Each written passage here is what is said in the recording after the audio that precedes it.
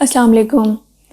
ہمیں بہت سے گلے ہوتے ہیں اپنے دوستوں سے، اپنے رشتہ داروں سے، اپنے بہن بھائیوں سے، اپنے اسپاؤس سے، اپنے سسرال والوں سے، ایون اپنے بچوں سے بھی.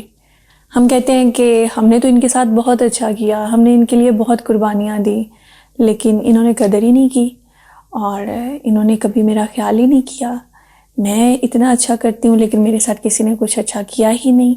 میری مشکل وقت میں تو کوئی میرے کام نہیں آتا، جب میں بیمار ہوتی ہوں تو میرا کوئی خیال نہیں رکھتا، حالانکہ میں دوسروں کا اتنا خیال رکھتی ہوں. حالانکہ میں تو اتنا اچھا رویہ ہے، میں نے تو اتنی خدمت کی ہے سسرال کی، میں نے اتنی خدمت کی اپنے شوہر کی، اپنے بچوں کے لیے میں راتوں کو جاگتی رہی ہوں، لیکن میرا کوئی خیال نہیں رکھتا. میری محنت کی، میری قربانیوں کی کسی کو قدر ہی نہیں ہے. تو جب ہم ایسی سچویشن میں آتے ہیں تو ہم اپنے آپ کو بہت اکیلا محسوس کرتے ہیں، ہمیں لگتا ہے ہمارا کوئی بھی نہیں ہے.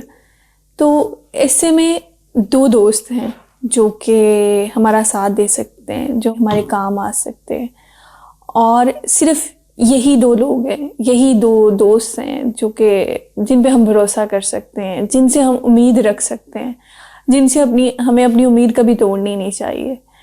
اور وہ جو دوست ہیں، وہ پہلا دوست تو میں خود ہوں اور دوسرا خدا ہے.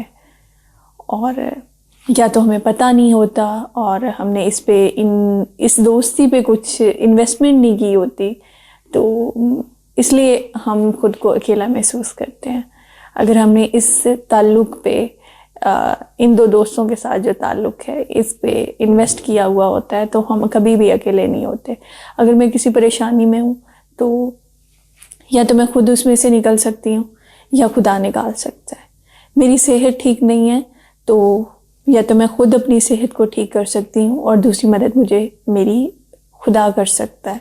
تو ہمیں اس تعلق کو ایکسپلور کرنا چاہیے، ہمیں دیکھنا چاہیے کہ ہم اس دوستی کو کیسے بہتر کر سکتے ہیں.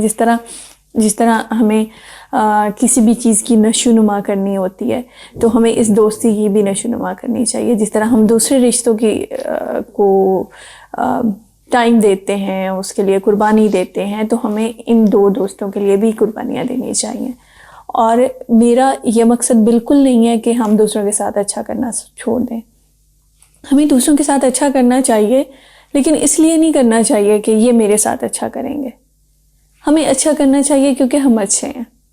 ہمیں اچھا اس لیے کرنا چاہیے کہ کیونکہ اچھا کرتے ہوئے ہمیں اچھا محسوس ہوتا ہے. دیکھیں، اگر میرے ہاتھ میں پھول ہے اور میں کسی کو پھول دیتی ہوں تو مجھے بھی اس کی خوشبو آئے گی.